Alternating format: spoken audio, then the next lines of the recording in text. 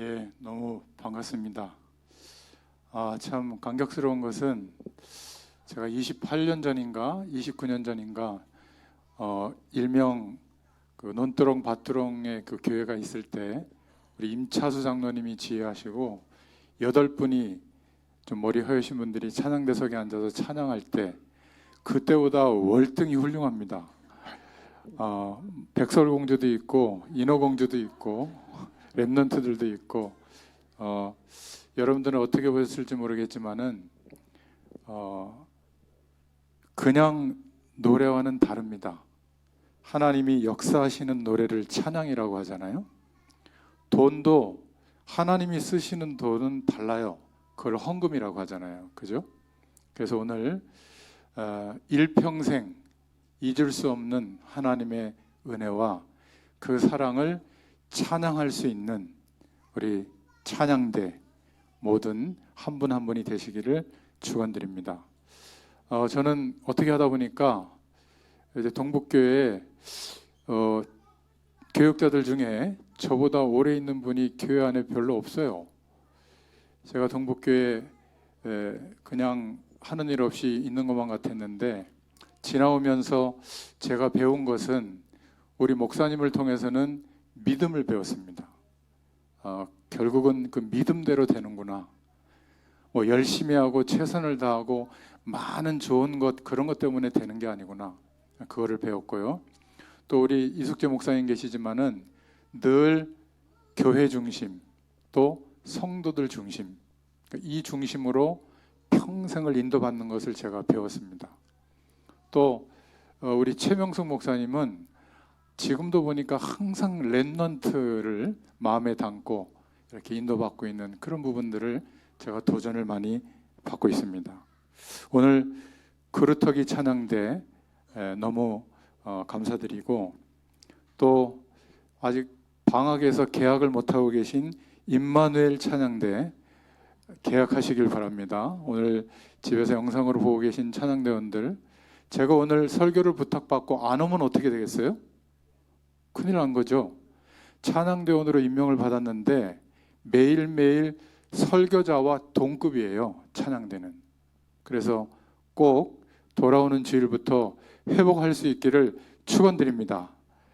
아마 우리 이숙재 목사님은 사랑이 많으셔서 기도하고 기다리실 텐데 오늘 이런 은혜의 찬양이 성전에서 계속될 수 있기를 축원드립니다.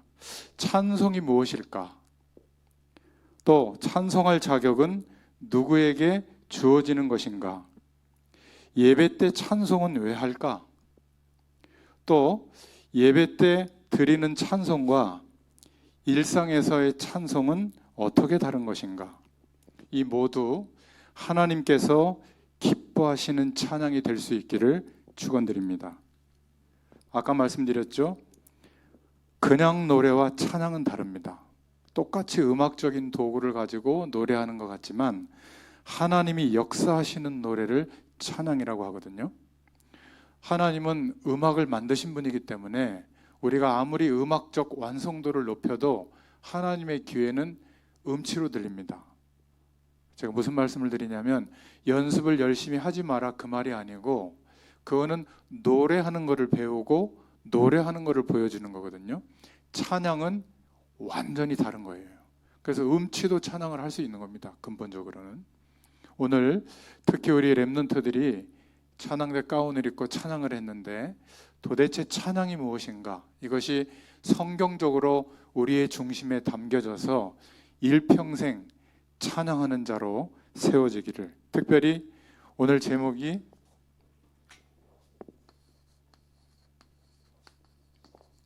288명 성전 찬양대입니다.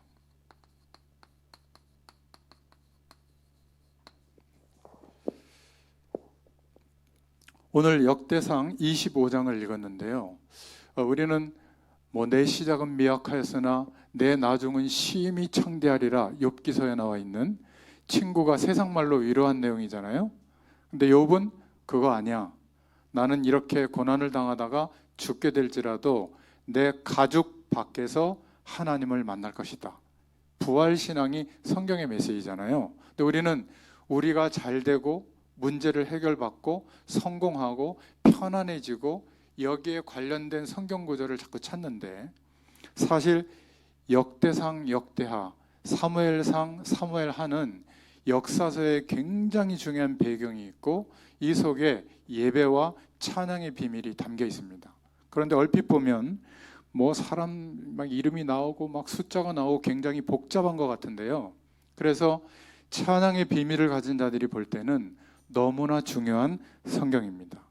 그래서 먼저 우리 역대상 본문의 배경을 좀 보면, 역대상 15장에는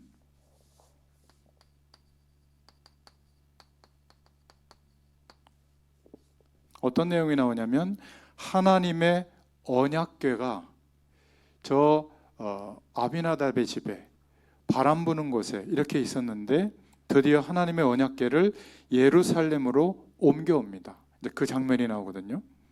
그러니까 이 법궤가 예루살렘 성으로 옮겨올 때 그때 찬양대가 앞서서 노래하고 악기를 연주하는 장면이 나옵니다. 그리고 여기에 19절에 누가 나오냐면 헤만, 아삽, 여두둔 이 세 사람이 나옵니다. 이 사람이 세 사람이 에단이라는 사람이 바로 여두둔인데요, 찬양 대장이에요. 그래서 다윗 왕 임금이 이 세 사람을 장관으로 임명한 겁니다. 특히 찬양대를 위해서. 그거를 좀 설명을 먼저 드리고요. 다윗 왕은 이 찬양대가 앞서서 언약궤가 이제 돌아올 때 막 춤추면서 옷이 흘러내리는지도 모르고 막 찬양을 했죠. 이 언약궤는 뭐죠? 출애굽할 이스라엘 백성들이 광야의 길을 40년 동안 걸어갈 때 약속한 땅, 아브라함에게 약속한 말씀, 내가 내게 지시할 땅으로 가라. 그 땅이 가나안 땅이거든요. 지구를 이렇게 두고 중간쯤에 하나님이 땅을 정해가지고 메시아 그리스도를 보내겠다고 한 땅이에요. 그래서 구약의 아브라함 때부터 하나님의 약속을 지키는 세계복음화의 방향은 가나안 땅으로 가는 거였어요. 그 땅에 가서 그 땅의 거민들을 정복하고 민족을 이루고 언제까지? 예수님이 오실 때까지 살면서 오실 메시아의 축복을 전달하는 것이 하나님의 뜻이었어요. 그래서 광야를 통과할 때 아무것도 없잖아요. 그냥 12지파의 막대기를 두었는데 아론의 지팡이에서만, 막대기에서 무슨 싹이 납니까? 근데 거기에서 싹이 난 거예요. 생명의 역사가 하나님의 말씀으로 일어난 것을 상징적으로 보여줬거든요. 그 아론의 싹난 지팡이와 또 십계명의 돌판과 매일매일 하나님이 먹여주시는 것으로 살았던 만나를 담았던 항아리, 이 세 개를 보관했던 것이 언약궤예요. 그래서 언약궤를 중심으로 광야의 길을 행진했고, 예배를 할 때도 언약궤를 성전에 모시고 언약궤를 바라보면서 예배했거든요. 그게 무슨 의미냐면 하나님의 말씀을 믿는 믿음을 말해요. 그러니까 그 언약궤를 놓쳐버린 거예요. 다윗에게 이 축복이 전달됐던 겁니다. 언제요? 언약궤 옆에 잠들었던 사무엘 어린 시절에. 그런데 그 당시에 대제사장 엘리는 너무 많이 먹어서, 예전 제 모습처럼 너무 많이 먹어서 자다가 목뼈가 부러져서 죽었어요. 하나님의 뜻이고 뭐고 잘 몰라요. 그런데 그 대제사장의 집에서 자랐거든요. 언약궤 옆에서 자고 언약궤 옆에서 살았어요. 그러니까 어린 시절부터 언약궤의 비밀을 알았던 인물이 사무엘이었거든요. 마지막 사사 사무엘이 드디어 사울왕을 세우고, 사울왕이 언약을 놓칠 즈음에 이제 다윗이 있던 이새의 집에 와서 다윗에게 기름을 부으면서 너는 왕이 될 것이다 이러면서 언약궤의 비밀을 전달해요. 언약궤의 비밀이 뭐죠? 그 말씀이 가리키는 내용이 메시아가 오실 것이다.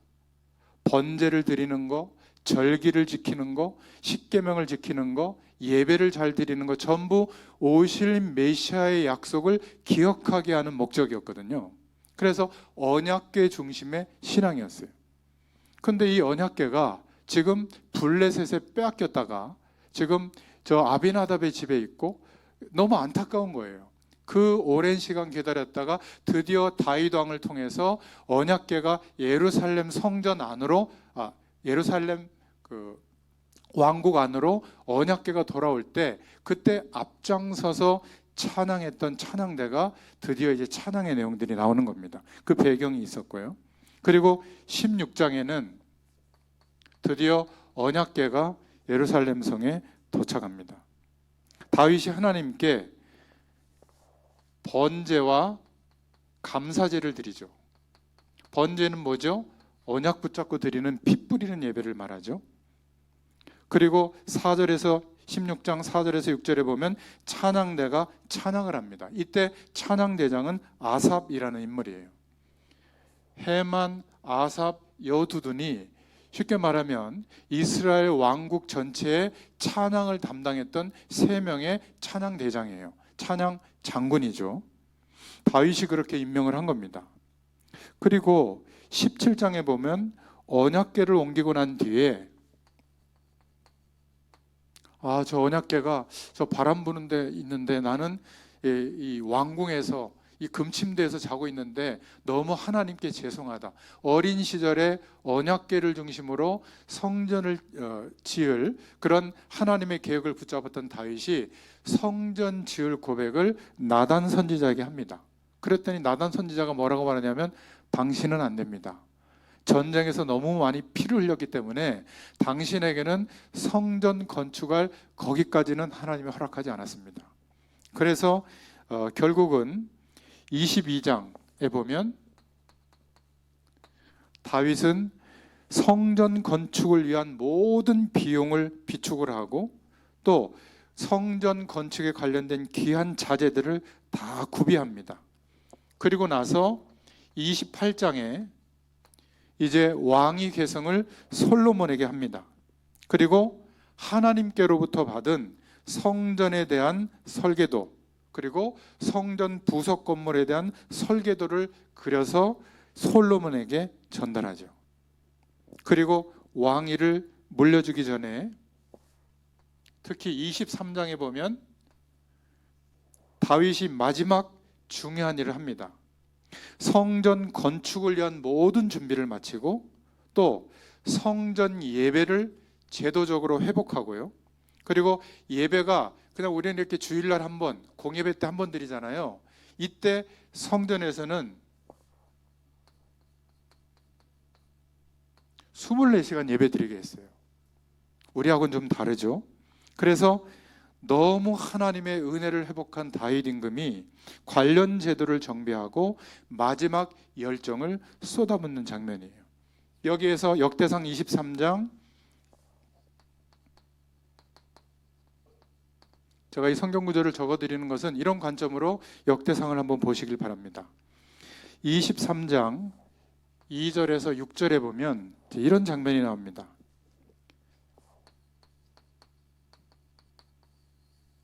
레위 지파 모두를 24시간 하나님께 예배할 수 있는 조직으로 바꿔요. 그 국가의 세금으로 이들을 다 월급을 줘서 먹고 살게 하는 겁니다. 레위 지파는 특별히 11지파에게 레위 지파의 땅을 나눠주고 마지막 10분의 1, 11조를 들여서 레위 지파는 무조건 성전을 중심으로 봉사하고 모든 백성들의 영적인 일을 담당하도록 그렇게 했잖아요. 그것과 별개로 월급처럼 레위인들을 24시간 예배 조직으로 편성해가지고 성전에서 예배하도록 한 겁니다. 이거를 다윗이 요때만 했어요. 나중에 솔로몬 이후에 솔로몬이 왕권에 취해서 하나님이 너무 축복하니까 그 강대국에서 솔로몬의 그 왕권을 어떻게 통치하느냐 이렇게 조사하러 왔는데 왕권에 취해서 부인이 1000명이었거든요. 그때는 정략 결혼을 했기 때문에.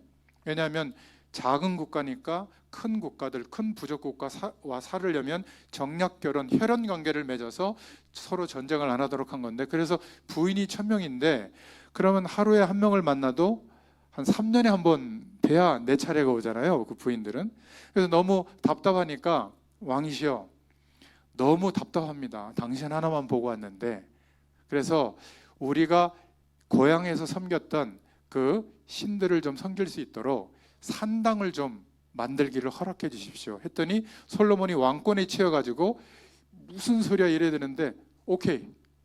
왜냐하면 뭐 우상이 약간 생기는가 싶으면 다 없애버리면 되니까. 근데 이게 웬걸요? 강원도만한 땅덩어리가 가나안 땅이었는데 이스라엘이 거주하던 산악지대가 70%예요. 나머지 30%는 돌짝밭이에요. 그 산악지대 전체에 1000개의 우상이 깔렸다고 생각해 보세요. 일시에 우상 국가가 된 겁니다. 그래서 하나님이 다윗 왕조와 그리고 솔로몬 왕조 이후에 국가가 반으로 나눠지게 한 거예요. 재앙을 내린 겁니다. 그래서 북이스라엘, 남유다 왕국으로 나눠지게 돼요. 요 기간이 2000년의 기간이 지나는 겁니다.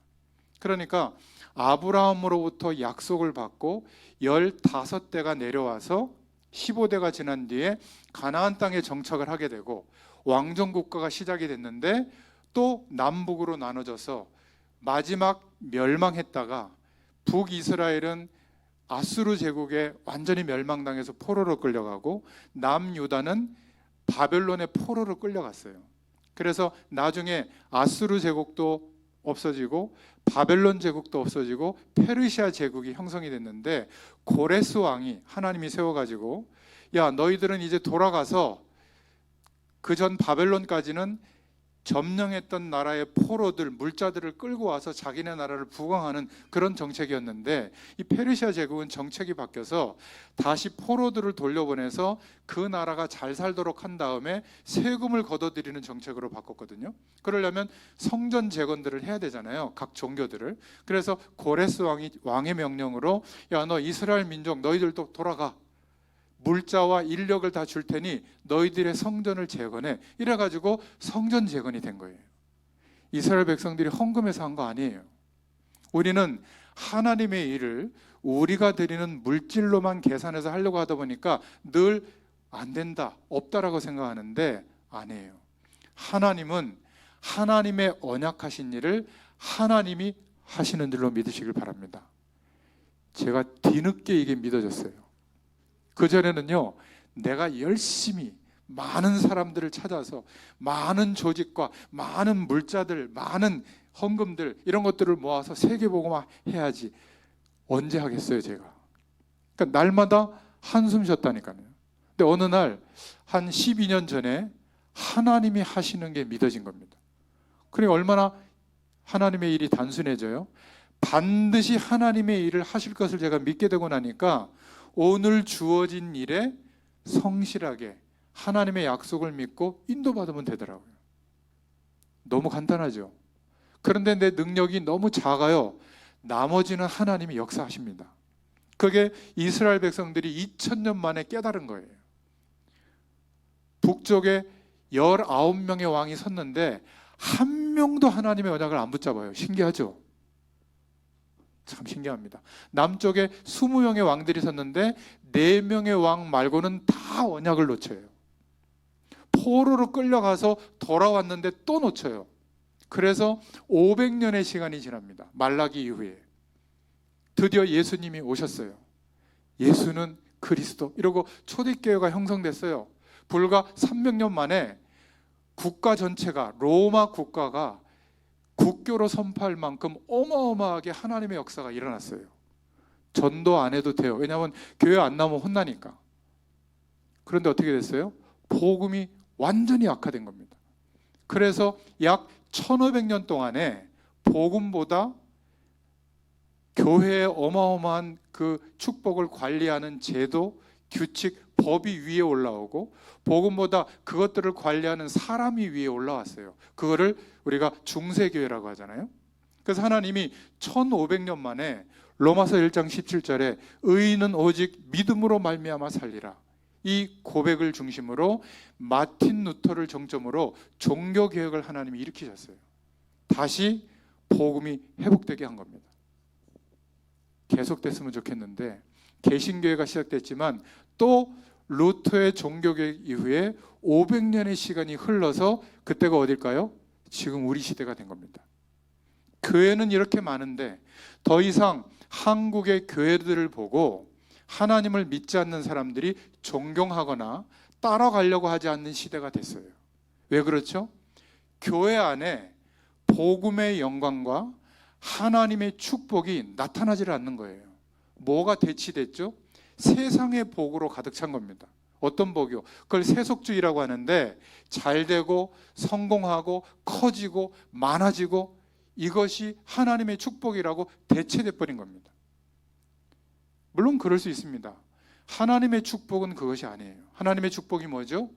우리 인간의 힘으로 절대로 만들어낼 수 없는 성삼위 하나님의 능력으로만 역사할 수 있는 하늘 보좌의 배경이 임하는 겁니다. 이 축복이 임하면 이 숫자도 많아요. 정말입니다. 그래서 우리가 찬양을 회복한다는 것은 노래 잘하는 게 절대 아니에요. 그것은 잘하는 숙달된 훈련된 전문인들이 오면 되게 돼 있어요. 신경 써야 될 것은 찬양이 무엇인가를 먼저 기억해야 됩니다. 오늘 제가 서론으로 길게 말씀을 드렸는데 어떤 의미인지 이해되셨다면 오늘 90%의 제가 전달할 메시지는 전달이 된 겁니다. 그래서 하나님은 아무나 구약시대에 특히 다윗 임금을 통해서 찬양대를 시작한 게 아니라 이때는 레위인들을 중심으로만 찬양대를 편성한 겁니다. 그것도 24시간 찬양하도록. 30세 이상 레위인들이 약 성경에 보면 38,000명이에요. 이들이 2,400명은 성전 관리를 맡았고 6,000명은 관리, 재판관 역할을 했고 4,000명은 문지기 역할을 했고요. 그리고 나머지 4,000명이 찬양의 일을 감당한 겁니다. 그러니까 레위인 38,000명 중에, 그것도 30세 이상 레위인들 중에 4,000명을 특별히 선별해서 연주하고 찬양하는 찬양대원으로 임명했어요. 왜 하나님이 다윗 왕을 축복하셨는지 저는 성경을 보면서 그럴 수밖에 없구나. 지금도 이렇게 찬양의 비밀을 회복한 우리 시대에도요, 이런 영적인 지도자가 많지 않습니다. 그래서 역대상 24장에 보면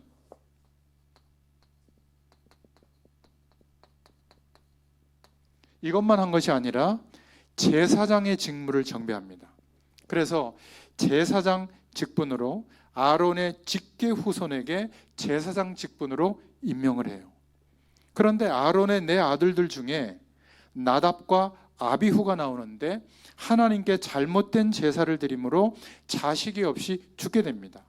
그래서 이스라엘의 제사장들은 나머지 두 아들 엘르아살과 이다말의 후손, 즉 엘르아살의 후손 16명, 이다말의 후손 8명, 특히 제사장들도 24개 반차를 두고 1시간씩 24번 하루 종일 하나님 앞에 찬양하도록, 찬양대원도 그렇게 편성을 했고 성전에 나머지 관리하는 사람들도 그렇게 편성을 했고 제사장 제도도 그렇게 편성을 해서 건물만 성전을 지은 게 아니라 언약궤를 중심으로 24시간 예배하고 특히 찬양을 중심으로 예배할 수 있도록 조직을 정비한 사람이 바로 다윗 임금이었습니다.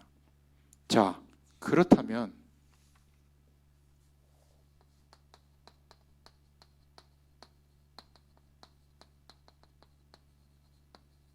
4,000명 찬양대원을 특별히 편성했다고 했잖아요. 이들에 대해서 살펴보겠습니다. 이게 역대상 25장에 나오는데요. 오늘 읽었던 본문이죠. 제사장 그룹 정비에 이어서 찬양대 그룹들을 역시 24개 반차로 정비해서 종일토록 하나님을 찬양하며 예배하는 제도로 처음 찬양대가 시작이 된 겁니다. 여러분, 찬양대의 기원을 성경적으로 알고 계셔야 돼요.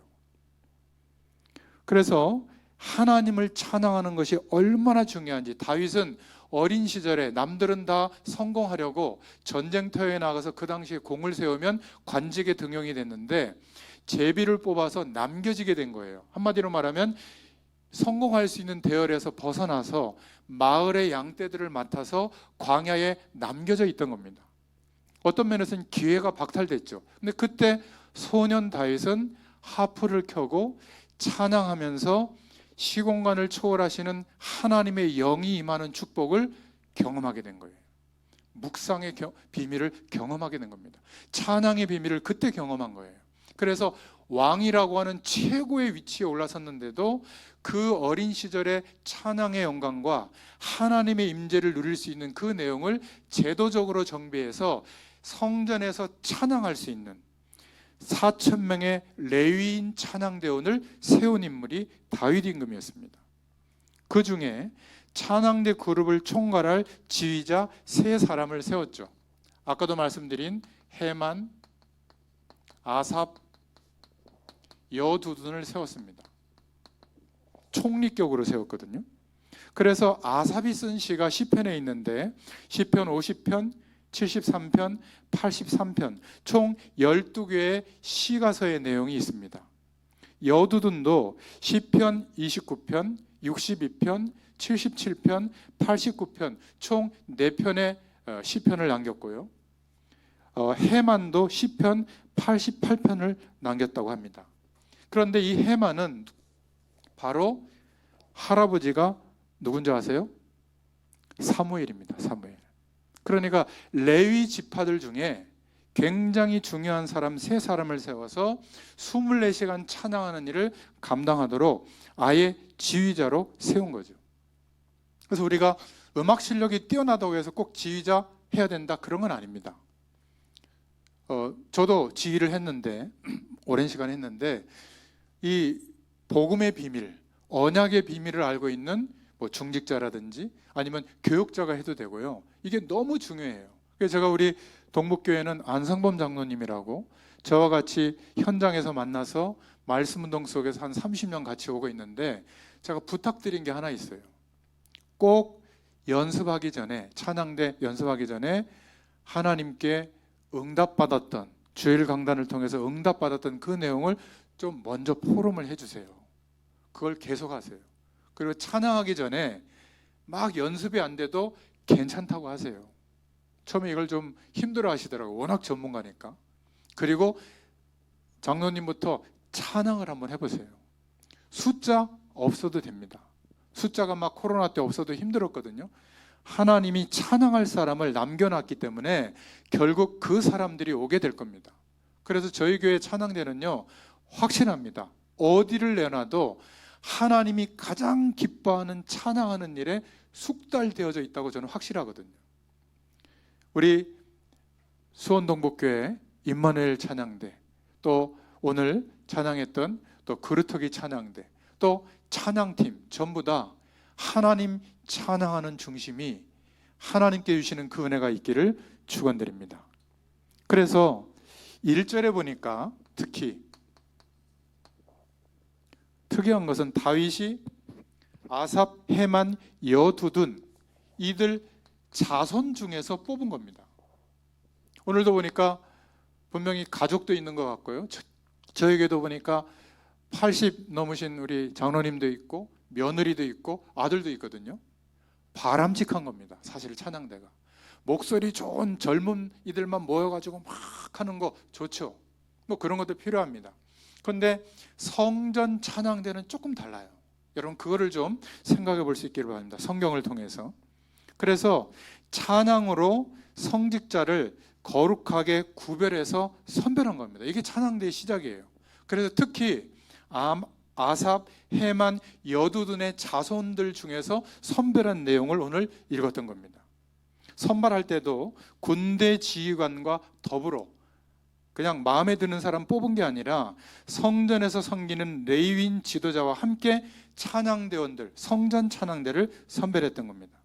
그리고 선발해서 그들에게 맡긴 직무는 수금과 비파와 재금을 연주하면서 신령한 노래를 하게 하기 위함이다. 특히 3절에 신령한 노래라는 내용이 나옵니다. 우리는 그냥 노래하면 다 찬양인 줄 아는데요, 찬양대, 성전 찬양대가 부를 노래는 이렇게 표현합니다. 성경에서는 신령한 노래로 표현하는 겁니다. 이해하고 계시면 되겠어요. 이 신령한 노래가 뭘까? 3번이나 나오는데요. 1절부터 3절에 히브리어로는 나바라는 언어인데 한마디로 말하면 예언하다라는 뜻이에요. 자, 이게 무슨 의미냐? 한글 성경에는 신령한 노래로 하지만 영어 성경에 보면 예언하다라는 단어로 번역해서 쓰고 있습니다.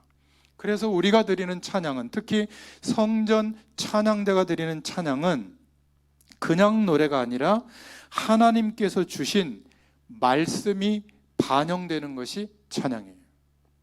연습은 열심히 했는데 찬양대원 한 명 한 명이, 특히 연주하는, 반주하는, 지휘하는 이 지도자들이 말씀이 붙잡혀져 있는 게 없어요. 오늘 찬양하는데 이게 너무 중요한 겁니다. 그러면 어떻게 될까요? 저 아까 막 울컥했거든요. 왜냐하면 그 은혜가, 이들이 부르는 찬양이 감동이 되는 거예요. 이건 영적인 일이거든요. 저는 음악은 잘 몰라요. 아무리 뛰어난 음악을 들어도 저는 감동 못 받을 때가 많거든요. 비싼 그 티켓 주고 가서 이렇게 들을 때. 근데 찬양, 이 말씀을 언약으로 붙잡고 드리는 찬양의 고백은 저는 굉장히 귀가 예민해 있어요. 거기는 감동을 받습니다. 여러분 그런 거 못 느꼈습니까? 특히 오늘 그 백설공주하고 그 인어공주하고 다 이렇게 막 찬양하는데요. 얘들이 뭘 알겠어요. 근데 뭔가를 하고 있는 거예요. 자기도 모르게. 성전에서. 여러분 이것을 하나님의 말씀으로 정돈해서 찬양하는 사람이 얼마나 축복된 것인지를 알려줘야 되는 겁니다. 저는 그거 하려고 목회도 내려놨어요. 문화, 진짜 문화는 하나님을 찬양하는 문화거든요. 그러니까 노래로만 찬양하는 게 아니라 모든 우리의 삶을 가지고 하나님께 영광 돌려드릴 수 있는 문화를 만들어내는 거. 저는 문화를 못 만들어내지만 하나님이 그렇게 하실 사람은 준비해 놨다는 건 알고 있거든요. 말씀 운동을 통해서 그들을 찾고 세워서 현장에 파송하는 사역이 제 사역입니다. 무속사역은 작두를 잘 타는 사람을 만들어내는 게 무속사역이 아니죠. 저분 무속사역인데 작두 얼마나 잘 타나, 저분 찬양사역인데 노래 얼마나 잘하나, 틀린 시각이에요. 아시겠죠? 말씀 운동으로, 복음 운동으로 그들이 지향하고 있던 음악이라는 도구가 없어도 찬양의 비밀을 가지고 일평생 하나님 앞에 설 수 있도록 말씀으로 세우는 사역이 찬양사역이에요. 문화사역이에요. 그 나머지 것들은 시간표가 되면 하면 되는 거거든요. 절대로 숫자가 적어도, 연습이 좀 안 돼도 주눅들지 말고 담대하게 찬양할 수 있기를 축원드립니다. 왜 찬양을 시작 못하죠? 숫자가 안 갖춰져서. 몇 명만 해도 돼요. 상관없습니다. 지휘자나 반주자나 성도님들이 찬양 왜 저래, 이런 시각만 안 가지시면 돼요. 저희 김동건 목사님에게 이것을 28년 동안 계속 알려드렸거든요. 우리 목사님이 찬양의 비밀을 알고 계시는 분이에요. 그래서 휘황찬란한 것보다 찬양의 중심이 있는가, 이걸 보시거든요. 그러면 그 교회 찬양은 회복됩니다. 이런 은혜가 있으시기를 축원드립니다. 그래서 레위인 찬양대였어요. 찬양대의 시작은 하나님의 뜻을 드러내는 역할을 누가 했다고요? 성전 찬양대가 한 겁니다. 그러니까 악기를 가지고 찬양팀이 쓸 때도 곡을 많이 하고 화려하게 하는 것도 좋지만, 잘하는 것도 좋지만, 그 찬양팀이 오늘 찬양의 말씀이 있어야 되는 겁니다. 찬양의 연주만 하는 게 아니라 가사와 내용이 있잖아요. 나의 찬양, 나의 말씀을 가지고 함께 찬양하는 사람들 앞에서 찬양의 메시지를 가지고 해야 되는 거예요. 그러면 살아납니다. 거기에 하나님의 역사가 나타나는 노래로 바뀌는 거예요. 그게 찬양입니다. 저는요, 유튜브나 대단한 어떤 실력을 가진 그런 팀들이 막 눈물 흘리면서 하는 것도 많이 봤거든요. 저는 어떨 때는 별 감동을 못 받아요. 굉장히 실력은 뛰어난데 저들이 과연 어떤 언약을 붙잡고 할까? 대부분은 그렇지 않지만, 여러분 그런 거에 너무 귀가 열리면요, 이렇게 조그만한 교회 몇 명 안 되는 성도들이 모여서 찬양하는 게 굉장히 작게 여겨질 겁니다. 아니에요. 10,000명이 모여서 찬양해도 하나님이 임재하고요, 혼자 찬양해도 똑같이 하나님이 임재하십니다. 찬양은 하나님의 것이거든요. 나의 백성이 나의 찬송을 부르게 하려 함이라. 그죠? 찬양대 여러분, 찬양 회복할 수 있기를 축원드립니다. 찬양으로 봉사한다는 것은 하나님의 메시지를 전달하는 사역이라는 말이에요. 구체적으로 말한다면. 그래서 찬양대의 섬김은 기능적으로 노래만 하는 것이 아니에요. 바른 찬양은 하나님의 말씀에 튼실한 기초가 있어야 되는 겁니다. 특히 일부 찬양대는 일찍 와야 되잖아요. 예배도 일찍인데 그러다 보면 자칫 찬양대의 가장 중요한 핵심을 놓칠 가능성이 많아요. 누가? 지휘자가 연습 안 됐죠. 몇 명 안 왔죠. 헐레벌떡 와서 또 겨우 막 악보 들고 하죠. 힘들단 말이에요. 그때 중심만 딱 가지시면 돼요. 그냥 연습 안 됐으면 다 같이 한 음으로 하면 될 거 아니에요. 뭐라 그러죠? 유니송으로 하면 될 거 아닙니까? 그죠? 괜찮습니다. 그 다음 주에 또 같은 곡 해도 돼요. 그것보다 더 중요한 것은 찬양 드릴 수 있기를 축원드립니다. 이랬더니 어느 날 우리 안상문 장로님이 그럼 목사님 음악적으로 연습이 안 돼도 그러면 괜찮습니까? 음악적으로 완성도가 안 높으면 절대 은혜가 안 되는데요. 신경 쓰여가지고. 그거는 되게 돼 있습니다. 우리 연세가 드신 분들도 얼마나 이 발성이나 이런 게 이제 숙달이 되셔가지고 연습이 돼서 얼마나 좋은지 몰라요. 그거는 시간이 지나면 됩니다.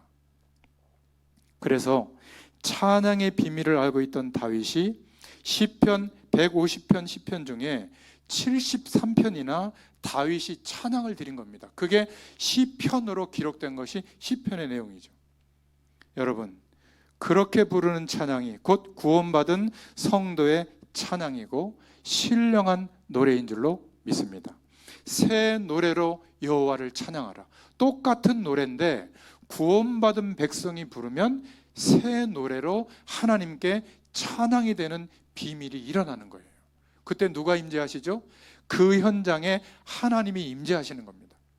막 귀신이 역사할 때 막 예수 십자가에 흘린 피로서 막 피찬송하면 막 귀신 도망간다. 아니에요.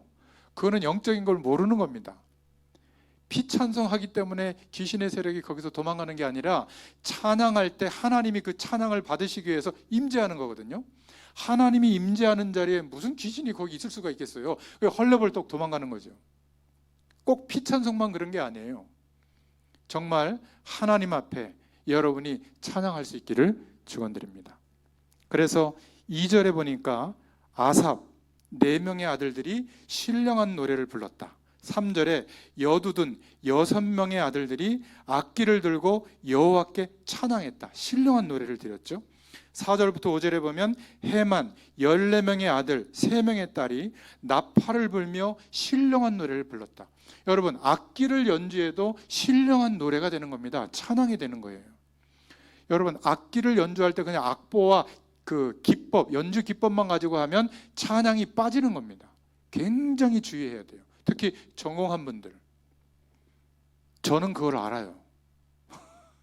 저희 애가 주일날 대예배 반주하고 있거든요. 어떻게 하다 보니까 그렇게 됐는데 이 아이는 늘 찬양을 들어요. 집에서. 특히 오늘 가서 할 거, 그리고 예배 전에 연주할 거 들으면서 찬양 속에서 메시지를 붙잡고 하나님의 은혜를 받고 어떤 기법으로 해야 될 것까지 찾아요. 그리고 연주를 하더라고요. 제가 속으로 어떻게 알았지? 그러니까 찬양의 비밀이 있는 거죠. 그 은혜를 꼭 누릴 수 있기를 축원드립니다. 그래서 신령한 노래로 찬양했다는 것은 하나님의 뜻을 전달하는 선견자라는 표현을 한 겁니다.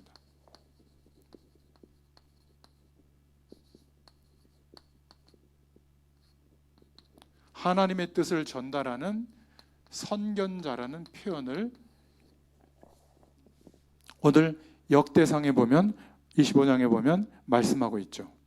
그래서 해만이 찬송시로 왕에게 하나님의 뜻을 전달했습니다. 왕궁의 중요한 사안들에 대해서 왕에게 조언하는 사람이 바로 해만이었어요. 역대하 29장 30절에 보면 아삽도 선견자라 칭했고요. 역대하 35장 15절에 여두둔도 왕의 선견자라고 칭한 겁니다. 단순히 노래만 한 게 아니라 하나님의 뜻을 찬양으로 말씀으로 전달한 왕의 선견자였다. 이들이 찬양할 때 큰 감동과 은혜가 임했고 성전에서 이스라엘 전체에 하나님의 말씀이 녹아들어 있는 찬양이기 때문에 왕이 하나님께서 원하시는 뜻을 찬양을 들으면서 깨닫게 된 그 축복이 임한 겁니다. 찬양대의 찬양이 얼마나 중요한지 알 수 있는 부분이죠. 그래서 붙잡을 기도 제목은 찬양대원들은 하나님의 뜻을 전달하는 선견자들이다. 하나님이 택하신 거예요. 원래는 목회자도 주일날은 가운을 입고 하는 것이 예배에 맞는 겁니다. 근데 저희는 개신교회니까 그런 거를 좀 생략하고 중요한 어떤 예식을 할 때만 가운을 입잖아요. 근데 찬양대는 항상 가운을 입잖아요. 쓸 때. 왜죠? 하나님의 일을 감당하는 겁니다. 그 일의 핵심은 하나님의 뜻을 전달하는 선견자예요. 뭘로요? 찬양으로. 근데 찬양은 드리는데 내게 붙잡아져 있는 말씀의 언약이 없다. 그럼 어떻게 될까요? 음악적 논리만 지배되는 겁니다. 음악적 논리는 찬양의 10%도 안 차지해요. 엄밀히 말하면 90%가 찬양이고 그 찬양을 조금 도와주는 도구가 음악적 장치들이란 말이죠. 뒤에 또 설명을 하겠습니다. 그래서 그 속에 찬양을 할 때 우리가 왜 감동을 받으며 왜 우리가 은혜로 눈물을 흘리게 되냐면 하나님의 뜻이 임하기 때문에 그래요. 찬양 드릴 때, 그 찬양을 드릴 때 하나님의 말씀이 있기 때문에 그렇습니다. 그래서 너무 감사한 것은 이 세 명의 아버지들이 회복한 찬양의 비밀이 레위 후손들, 언약 백성의 후대들에게 계속 전달이 되어져서 이제는 후대들이 찬양의 비밀을 성전에서 계속 불렀던, 그래서 4,000명 레위인 찬양대원이 세워지게 된 겁니다. 24명의 아들들이 12명씩 하부 조직을 세우고, 그래서 여기에서 총 288명이 선발되어져 가지고 아예 전문적으로 성전에서만 찬양하도록 288명 성전 찬양대가 다윗을 통해서 임명받게 됩니다. 그래서 오늘 제목에 288명 성전 찬양대라고 제목을 잡았는데, 여러분이 그냥 찬양대원으로 가운을 입고 쓴 것 같지만 하나님께서 여러분들을 세우신 줄로 믿습니다. 꼭 288명이 되어야 되느냐, 그게 아니라 몇 명이 쓰더라도 하나님이 세우신 사람들이에요. 288명 성전 찬양대, 이게 누구냐? 바로 찬양대원들입니다. 엄밀히 말하면 성가대는 불교에서도 쓰거든요. 성가대라고 해요. 찬불 하는 팀도 성가대라고 다 합니다. 근데 찬양대라는 이름은 교회밖에 없어요. 우리 성경밖에 없어요. 그러면 찬양대라는 명칭이 더 은혜스럽지 않나요? 아무튼 성전 찬양대는 누구로 세웠냐면 오늘 본문의 7절에 보니까 뭐라고 말씀하고 있죠? 여호와 찬송하기를 배워 익숙한 자들, 이렇게 말하고 있잖아요. 그래서 음악도 배우고 연주법도 배우고 발성법도 배워야 되는 거예요. 한마디로 말하면 288명 성전에서 특별히 세워진 찬양대원들은 숙달된 전문가 그룹이었다는 말이에요. 신령한 노래를 하는 것도 중요하지만 그것 못지않게 제대로 부르고 제대로 연주하기 위해서 배우고 익히는 것을 중요하게 여겼다는 말입니다. 그러니까 하나님이 은혜를 주실 거예요. 저도 어린 시절에 늘 찬양대를 했기 때문에 압니다. 늘 남들보다 1시간 반 전에 갔다가 예배 끝나도 막바로 못 나오고 또 30분, 1시간 연습하고, 그것도 모자라면 예전에는 토요일 날도 예배당에 가서 연습하고 했잖아요. 그 완성도를 높이려고. 근데 그때는 그게 하나의 문화였는데 요즘은 그냥 대충 너무 넘어가는 게 많은데, 최명숙 목사님은 아마 대충 안 넘어가실 것 같은데 아무튼 이 부분도 중요합니다. 그리고 두 번째 8절에 성전 찬양대 288명에 대해서 또 말하고 있는데 뭐라고 말하고 있냐면 4,000명 찬양대원 중에서 제비뽑기로 선정한 겁니다. 그러니까 누구를 특별히 지명한 게 아니라 너무나 어마어마한 축복의 자리이기 때문에 질투를 많이 했다고 그래요. 288명 안에 들어가려고, 그 성전 안에서 하려고. 그래서 하나님께서 이 다윗에게 지혜를 줘가지고 4,000명을 모아놓고 제비뽑기를 해서 공정하게 288명을 뽑은 겁니다.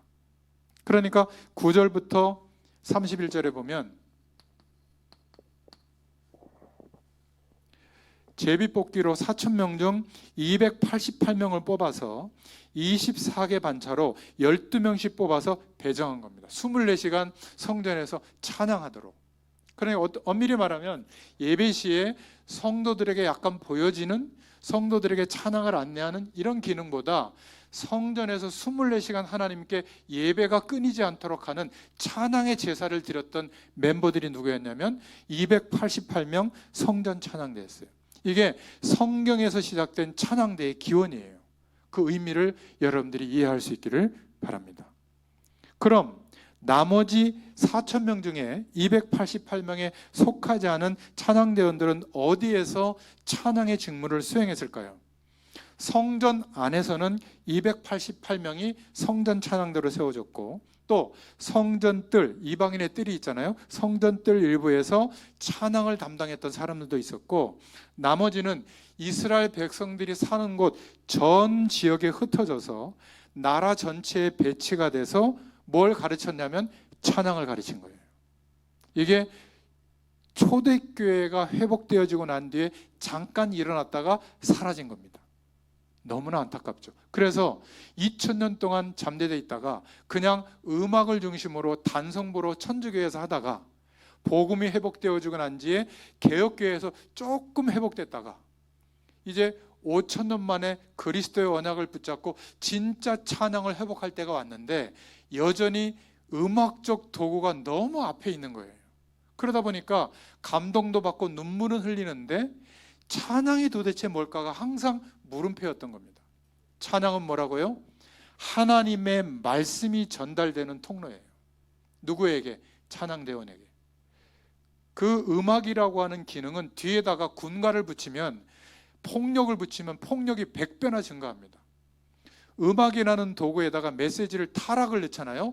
타락이 100배로 증폭해요. 음악이라는 도구의 특징이에요. 근데 하나님을 찬양하는, 하나님의 말씀을 가지고 음악을 접목해서 찬양이 되잖아요. 하나님의 역사가 나타나는 도구가 되는 겁니다. 그런 기능이 있어요. 그러니까 음악적 완성도가 높이면 높일수록 찬양의 비밀을 가진 자의 찬양은 더 폭발이 일어나게 되는 거죠. 할렐루야. 그래서 하나님께서 288명 성전 찬양대원들을, 이 단어 기억하세요. 숙련되도록 하신 겁니다. 어린 시절에 아무것도 아니지만 찬양대의 경험을 한 친구들은 성인이 돼서 집사님, 권사님, 장로님이 돼도 찬양됐습니다. 그런데 이런 문화가 없이 어른이 돼서 이렇게 신앙생활하는 분들은 어색해요. 뭔가 이렇게 노래를 잘해야 될 것 같고 찬양보다는, 그러다 보니까 거의 이렇게 빠지게 되잖아요. 아닙니다. 교육자들이 서도 되고 중직자들이 서도 되고 하나님이 기뻐하시죠. 아주 우리 그루터기 찬양대원들 너무 앞으로 미래가 기대됩니다. 제가 10년쯤 뒤에도 또 와서 볼 건데 찬양대 있는지 보겠습니다. 제가 10년 만에 여기 온 것 같은데요, 그 말씀 들고는. 자, 그래서 다윗이 하나님 앞에 바른 예배를 드리기 위해서 이렇게 찬양대를 체계적이고 조직적으로 정비한 겁니다. 그냥 하프만 켜고 막 노래만 한 사람이 아니에요. 이만큼 찬양이 회복된 때가, 죄송하지만 제가 연구를 해보니까 교회사에 없어요. 그 이후에. 참 놀랍지 않습니까? 이렇게 발전된 시대에 살고 있는데 이런 찬양대와 찬양 문화가, 제가 해외에 가보니까 레위인들처럼, 즉 목회자들처럼 풀타임 사역을 하도록 교회에서 사역자로 세우더라고요. 그래서 아예 교역자와 같은 위치에 세워서 교회 안에 많은 이 찬양, 음악 이런 교육을 시키더라고요. 윌로크릭 커미티나 세들백 처치나 이런 데 가보니까 아예 그렇게 교육자처럼, 레위인처럼 세워져 있더라고요. 그런 교회들은 찬양의 문화가 어마어마하게 일어나요. 근데 우리는 그냥 봉사직으로 하다 보니까 이게 좀 약한데요. 저는 그래서 꿈이 있습니다. 우리나라와 전 세계 교회에 찬양 사역자를 길러서 파송할 수 있는 문화센터가 세워지게 해달라고. 아직 뭐 교회 안에서 못하면 밖에서 해가지고 보내면 될 거 아니겠어요? 이 중에 찬양의 꿈이 있는 사람은 기도 제목을 크게 가지세요. 그 일은 누가 한다고요? 하나님이 하시니까 우리는 믿고 그냥 인도받으면 돼요. 어느 날 하시게 돼 있어요. 다윗처럼. 세 번째입니다. 그래서 레위인만 드린 찬양이 신약시대에 와서 드디어 구원받은 너희는 왕같은 제사장이에요. 우리도 이제 제사장 바늘에 들었잖아요. 그리스도로 말미암아. 그래서 모든 성도가 찬양할 수 있는, 그것도 성전에서 성전 찬양대로 들어와서 함께 찬양할 수 있는 길이 열린 줄로 믿습니다. 몇 년 만에요? 아브라함부터 15대가 지나고 2000년의 역사가 지나고 그 말라기 이후에 500년의 시간이 지나고 드디어 신약 시대에 와서 세워졌는데 핍박의 시대였어요. 그러니까 모여서 이런 찬양대를 조직한 게 아니라 예배 시간에 모든 성도가 찬양을 하다가 핍박이 일어나서는 못한 겁니다. 제가 중국에 가서 해봤거든요. 옆집에서 신고하니까 4절까지 벙어리로만 찬양하는 거예요. 소리는 못 내고. 그것도 찬양입니다. 카타콤에 숨어 들어가서 핍박하니까 찬양 소리가 안 나오도록 벙어리 찬양을 했던 기록이 있어요. 제가 가봤거든요. 카타콤에. 너무나 안타까운 겁니다. 그런데 중세교회가 시작이 되고 화려한 어마어마한 미성의 아이들로만, 소년들로만 찬양을 하고 파이프 오르간으로 찬양을 하지만 그 소리가 하나님의 언약보다는 소리에 치중한 그런 찬양이 2000년 동안 되다가 드디어 민간에 퍼져 있던 뭐 군가, 민요 이런 것들을 받아들여서 막 우리로 말하면 복음성가처럼 막 불리다 보니까 찬양보다는 막 그 흥이 나는 이런 찬양만 또 퍼지게 된 겁니다. 유일하게 미국의 신앙의 자유로 걸러갔다가 거기에서 성전이 세워지면서 구약시대는 성막이 이동하니까 이런 찬양대가 세워질 수가 없었어요. 회중 찬양이었지. 다윗을 중심으로 성전 시대가 됐을 때 찬양대가 조직이 됐고 드디어 루터 이후에 500년 만에 교회들이 전 세계에 세워지게 되고 찬양대는 조직이 돼 있는데 너무나 안타깝게 찬양의 비밀이 너무 희미해진 겁니다. 그런데 역사의 시간을 뚫고 오늘 이 시간 이 자리에서 성경이 말하고 있는 찬양의 비밀을 우리가 말씀으로 붙잡고 있는 겁니다. 영상으로 보시는 우리 성도님들도 이제 찬양대가 할 때 얼마나 잘하나 보자 이게 아니라 함께 찬양으로 동참할 수 있기를 바랍니다. 그러면 돼요. 저들의 찬양을 통해서 어떤 하나님의 음성이 내게 임하는가 그거를 기대하고 좀 이렇게 같이 찬양해 보세요.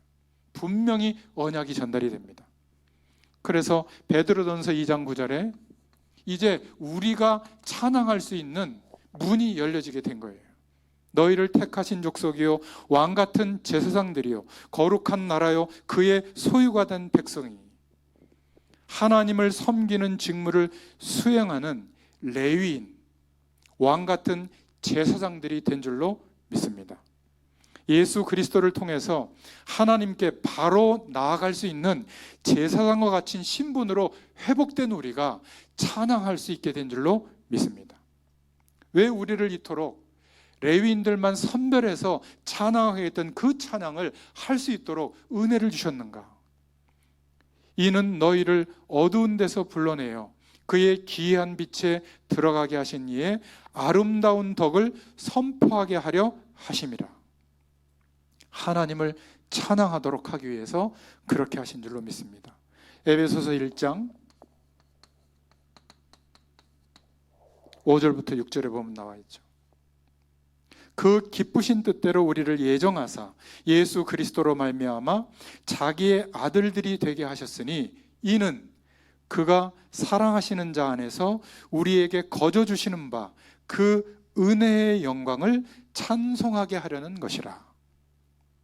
이 축복을 찬송할 때마다 누리시길 바랍니다. 막 큰 목소리를 안 하셔도 돼요. 조그맣게 해도 이 약속을 붙잡고 찬양할 때 하나님의 능력이 나타나는 찬양이 될 줄로 믿습니다. 찬송이 이토록 귀중한 거예요. 하나님께서 우리를 구원하셔서 자녀 삼으신 것은 하나님의 은혜의 영광을 찬송하게 하려 하심이라. 마음으로도 우리가 이런 찬양을 드려야 될 줄로 믿습니다. 히브리서 13장 15절에도 그러므로 우리는 예수로 말미암아 항상 찬송의 제사를 하나님께 드리자. 이는 그 이름을 증언하는 입술의 열매니라. 찬양을 회복할 때 그게 바로 하나님께 드리는 예배다. 그래서 우리가 가장 이 찬양이 회복된 곡들을 정말 성경적으로 모아놓은 게 찬송가예요. 뒤처진 음악이 아니에요. 하나님의 말씀이 전해지는 신령한 노래들로 검증된 곡들이 찬송가입니다. 참 중요한 곡들이 많아요. 나의 영원하신 기업 생명보다 귀하다. 이 찬송이요, 핍박받아서 순교하는 현장에서 불려졌던 곡들입니다.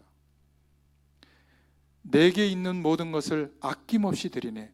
사랑하는 구주 앞에 모두 드리네. 여러분, 우리나라의 초창기 신앙인들, 할머니들, 할아버지들의 어떻게 신앙생활을 한 줄 아세요? 헌금 드릴 돈이 없었어요. 그래서 자신들은 굶어도 이렇게, 저는 어린 시절에 기억나는데 성미 보자기가 있어요. 그래서 이렇게 밥을 할 때 조금 요만한 종쟁기에 떠가지고 모아요. 일주일 동안 모았다가 주일날 와서 성미함이 있거든요. 거기다 이렇게 붓습니다. 그러면 주회종들이 그거 가지고 먹었다니까요. 시골에서. 그런 없지만 하나님 앞에 감사와 은혜로 드렸던 그런 헌신의 물질들이 모여서 한국교회가 이렇게 부흥된 줄로 믿습니다. 여러분, 그거를 가장 경험할 수 있는 때가 언제인 줄 아세요? 이런 교회예요. 저희 교회는 이제 너무 커져가지고요, 뭔가 이런 분위기가 별로 없어요. 그냥 너무 이렇게 세련돼 있고 뭔가 이렇게 좀 그래요. 근데 아직 우리 수원동복교회는 앞으로 더 부흥되기 전에 이 축복을 마음껏 누릴 수 있기를 바랍니다. 중심이 회복되는 예배, 그죠? 그런 찬양을 우리에게 허락해 주시는 줄로 믿습니다. 자, 오늘 결론을 맺겠습니다. 그래서 우리가 부르는 모든 찬양이 구원받은 자의 노래, 새 노래로 불려지게 될 줄로 믿습니다. 그래서 우리의 찬양이, 특별히 찬양대의 찬양이 하나님의 말씀의 통로가 되기를 축원드립니다. 하나님의 감동과 은혜를 끼치는 찬양이 되기를 축원드립니다. 복음의 말씀의 기초 위에, 기도하는 삶 위에 우리의 찬양이 바로 세워지기를 하나님이 원하시는 줄로 믿습니다. 그래서 더 많이 찬양하시고 더 바르게 찬양할 수 있기를 바랍니다. 특히 그루터기 찬양대, 또 임마누엘 찬양대 꼭 회복하시길 바라고, 또 찬양팀도 회복할 수 있기를 축원드립니다. 방학이 너무 길면요, 계약하기가 참 어려워요. 오늘을 기점으로 하나님의 음성으로 들을 수 있기를 축원드립니다. 모든 성도가 왕같은 제사장으로 회복되어졌다면 찬양으로, 연주로 구별되어서 섬기는 분들, 레위인들 중에 레위인, 288면 성전 찬양대원과 같은 영적 지위가 임하게 된 줄로 믿습니다. 우리의 찬양이 삶이 되기를 하나님이 원하십니다. 우리의 찬양이 하나님께서 기뻐 받으시는 제사가 되기를 원하십니다. 여러분, 아삽, 헤만, 여두둔의 신앙이 그 후손의 대를 이어갔던 것처럼, 그들이 복을 받고 그 복도 대를 이어갔던 것처럼 저와 여러분의 가정, 가문, 후대들이 이 축복이 누려질 수 있기를 예수님의 이름으로 축원드립니다. 기도하겠습니다. 하나님, 너무 감사합니다. 그리스도로 말미암아 이제 우리를 288명의 성전의 찬양대원들처럼 우리를 하나님의 일꾼으로 세우시고 하나님의 영광을 드러낼 수 있는 통로로 찬양대원으로 세워주셔서 너무나 감사드립니다. 우리의 모든 찬양이 하나님 앞에 가장 중요한 헌신이 되도록 오늘 말씀을 통하여 앞으로 일평생 우리의 삶 가운데, 예배 가운데 임하시고 역사하실 줄 믿습니다. 감사드리며 예수님의 이름으로 기도드렸습니다. 아멘.